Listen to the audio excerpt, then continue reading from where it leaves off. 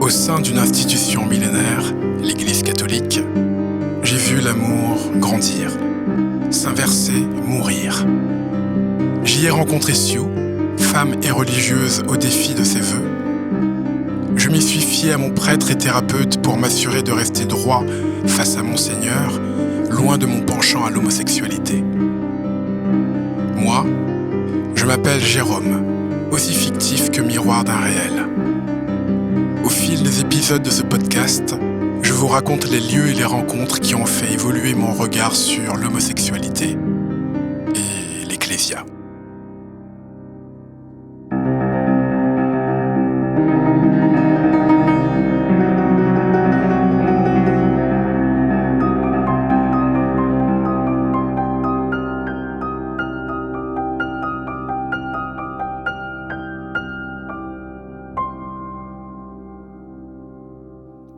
Aujourd'hui, je suis chez mon thérapeute. C'est la première fois que je le revois depuis Noël et que j'ai réalisé ce que je ressens. Je l'ai peu croisé au bureau, faisant mon possible pour le contraire, mais probablement pour titiller encore plus mon désir de sa présence. Il était toujours indisponible, enfermé dans son bocal lui servant de bureau en conférence téléphonique ou en tête-à-tête avec la directrice de l'association et Muriel. Une cloison pour nous séparer, pour l'obliger à contrôler l'excitation qui peut naître de l'absence. Arrivé sur le divan, je suis persuadé d'avoir réussi à raisonner le sentiment qui m'anime vis-à-vis de lui, tout sous contrôle. C'est la réponse que je lui donne quand il me demande comment la semaine s'est passée. Tout sous contrôle. Imaginez. Dit avec la force de conviction de quelqu'un qui vient tout juste de se persuader de la vérité qu'il prétend asséner. Il ne me croit visiblement pas. Trop de conviction, sans doute. Il m'interroge à nouveau, debout à un petit peu moins d'1 mètre de moi. Ma conviction est déjà vaincue. Oui, je résiste autant que je peux. 30 secondes, voire 30 jours de silence s'écoulent. Le temps pour me faire regretter de ne pas tout lui dire. J'ai honte. Avec douceur, il rompt le silence pour me dire que je dois lui faire confiance.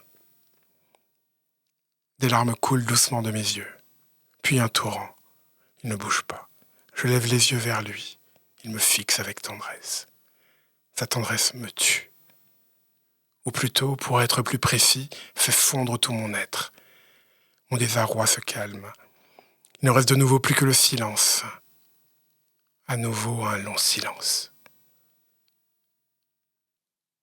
Je le regarde. Il me dévisage, semble lire dans mes yeux. Son regard me perce, puis se dirige directement vers mon entrejambe. J'ai une érection. C'est clair. Il me regarde de nouveau droit dans les yeux. Vous pouvez contrôler votre manifestation. Je baisse les yeux. Vous pouvez. Silence. Silence. Il se rapproche encore.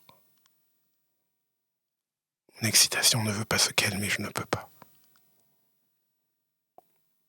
Sortir de cette idée fixe, de cette idée qui saisit le corps. Vous pouvez. Croyez.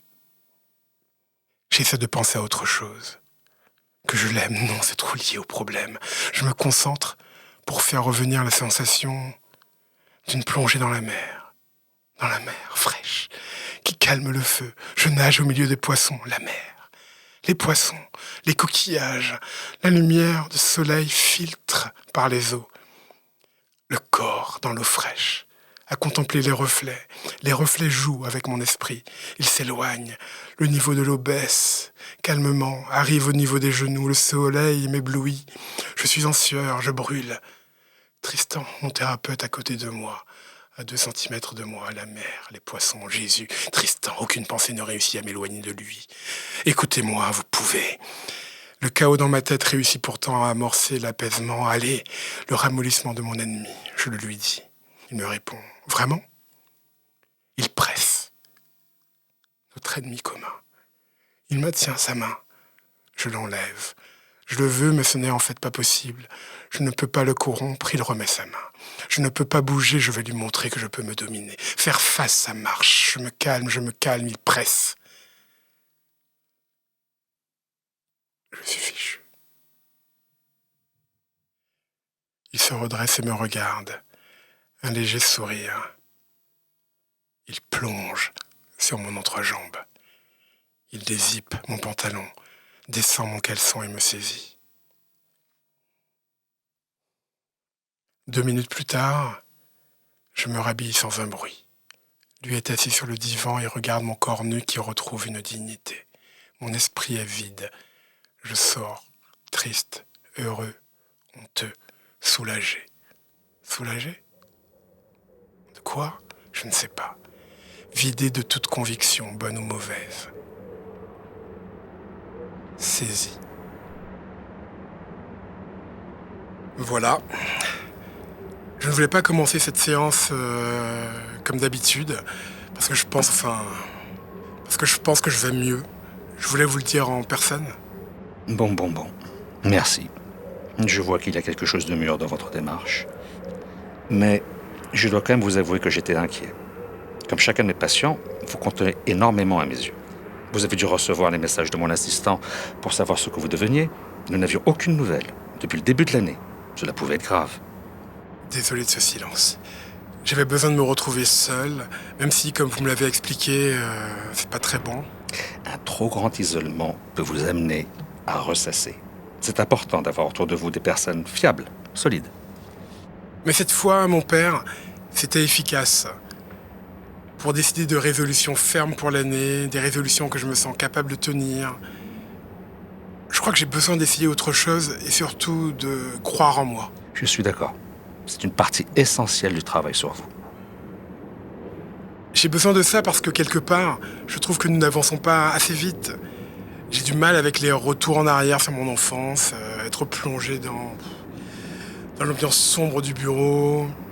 Et puis vous voyez, la méthode ne fonctionne pas. Si vous avez perdu confiance en ce que nous faisons ici, je ne peux rien dire. C'est votre liberté de chrétien la plus grande et vous avez raison d'arrêter. Je m'exprime mal. Je ne veux pas que vous le preniez pour vous. En fait, je crois savoir pourquoi la méthode ne fonctionne pas. C'est lié au passé. J'ai compris qu'à l'intérieur de moi, je suis encore un petit enfant qui a peur d'être cogné. Ça semble simple dit comme ça. Je suppose que vous l'aviez déjà compris. Je suis comme un petit animal sans sentiment. Je n'aime pas assez. Je ne m'aime pas assez. Je suis content de vous entendre dire ces choses-là. Mais comme je vous disais, j'étais inquiet que cela tourne mal pour vous. Je vous remercie, mon père. Bon ben... Merci de m'avoir reçu. Du coup, je vais y aller. Hein. Attendez. Oui ? Est-ce que sérieusement vous croyez qu'avec l'expérience qui est la mienne, je me serais inquiété sans raison ? C'est la précipitation dans le jugement qui mène à l'erreur. C'est justement pour ne rien précipiter que j'ai pris tout ce temps. Le mois de janvier, toute l'année si vous voulez. Vous trouvez que ça pèse beaucoup face à toutes ces années de souffrance depuis votre petite enfance ? Levez-vous. Je vous assure que c'est clair pour moi. Je vous l'ai jamais dit dans ces termes, mais l'homosexualité est une abomination. Donc, une maladie profonde qui peut être guérie, mais auprès d'une longue patience. Je pensais que vous l'aviez compris. Il y a parfois des miracles et c'est mon choix. Des miracles, votre choix. C'est un choix. C'est mon choix. Mais si un ver est entré dans votre moi le plus profond, comment pouvez-vous le voir et apprécier la situation correctement ? C'est pour cette raison que je suis là, pour vous guider, pour combattre et l'éliminer en lui faisant face. Vous ne pouvez pas arrêter de le regarder droit dans les yeux. Ce serait une faiblesse que ce ver exploiterait pour vous glisser à l'oreille que vous êtes fort et pour vous isoler. Je le vois clairement. C'est ce qu'il vous fait. Restez debout. Allez vous installer sur le canapé.